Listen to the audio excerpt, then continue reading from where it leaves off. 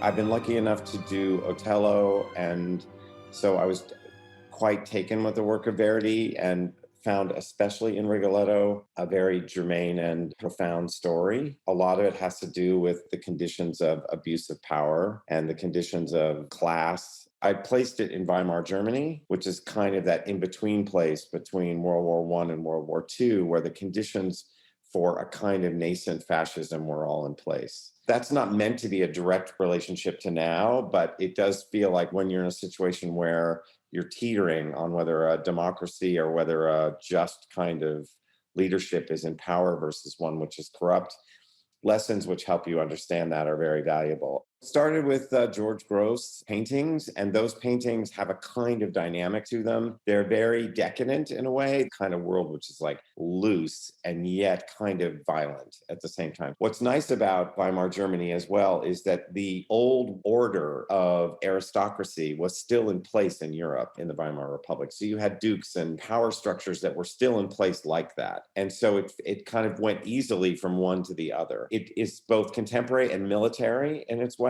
It's elegant. It has a lot of power and authority. And the contrast between the world of the palace and the home of Rigoletto is what basically the design has to revolve around.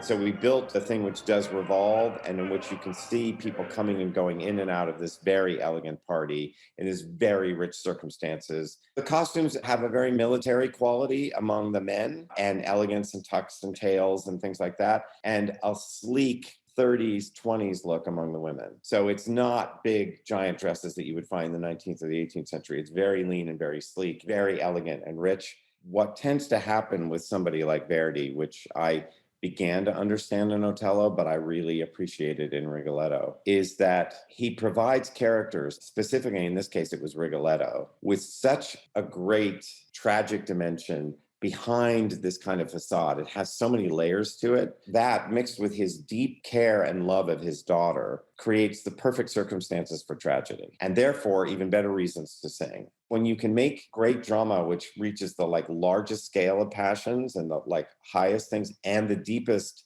most concrete, identifiable places in humanity, is when you get somewhere great. La donna è nobile, qual piuma al vento, muto d'accento e di pensiero, sempre una amabile, leggiadra viso, in pianta in riso,